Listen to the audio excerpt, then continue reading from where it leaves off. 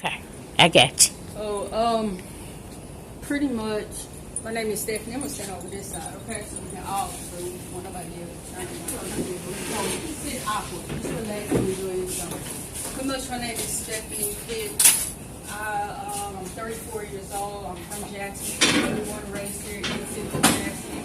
Mostly, I was raised around West Jackson. We all know Capitol Street. Last time I was here last year, and I talked to a group of people, and I really just gave them some encouragement words, some words that they can live by and eat off of. Pretty much what I gave them, I was raised in a single parent home. My father died at the age of 24. He had leukemia. My mom didn't have a high school diploma, no GED. She was cleaning houses, odds and ends, job to make ends meet. At the age, I was physically and sexually abused from the age of 5 years old to the age of 9 years old. And from 15 to I was 16, I watched my mother become incarcerated at the age of 15 years old. We were living over here on Deer Park Street. I watched my mom become handcuffed. Within that time frame while my mom was incarcerated, I was getting physically and sexually abused again. So around the age of 19, probably about 20, almost 20 years old, I was a mother. My daughter died within that same year. So what are you going through now? I have experience. I took it upon myself to go get my GED because I was taken out of school. I was adopted by a local pastor. My mom gave us, my brother and I, for adoption. I was taken out of school from the age of 12 years old until I was 19. So where you at now, don't beat yourself up.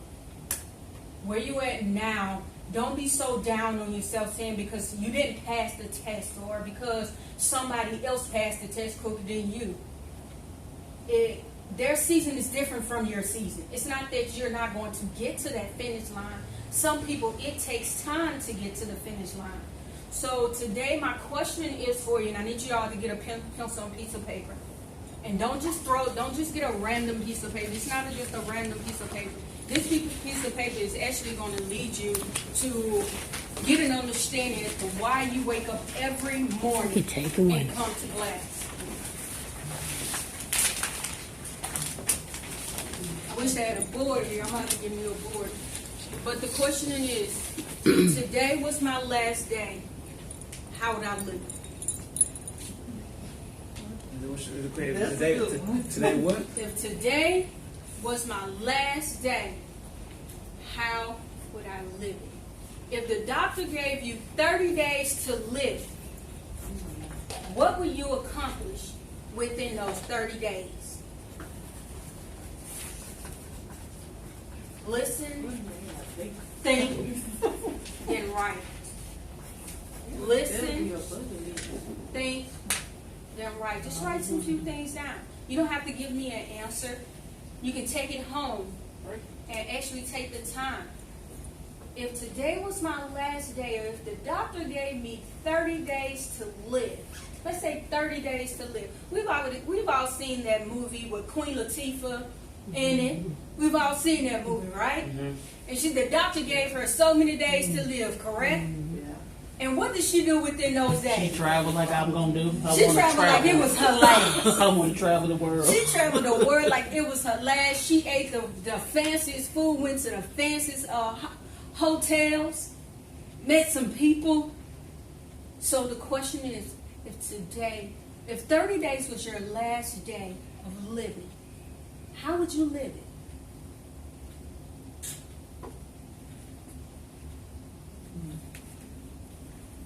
How would you live your last 30 days?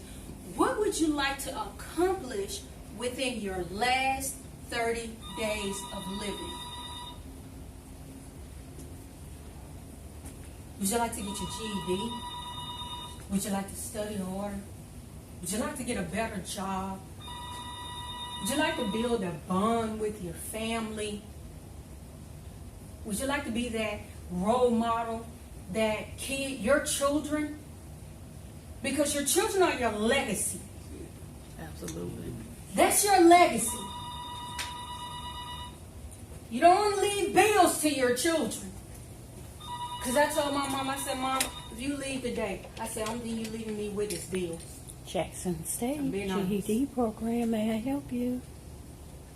Like I said, it took me a Pardon? long time from being 12 years old, taken Correct. out of school, Yes. and going through the process of learning how to read, Yes, learning ma'am. how to fill out an application.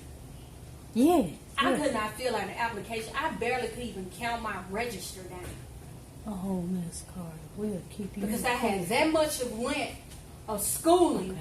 that I missed. I already know. Like, I don't look we young. already know, Like, okay? I'm correct. Well, we'll call and check up on you.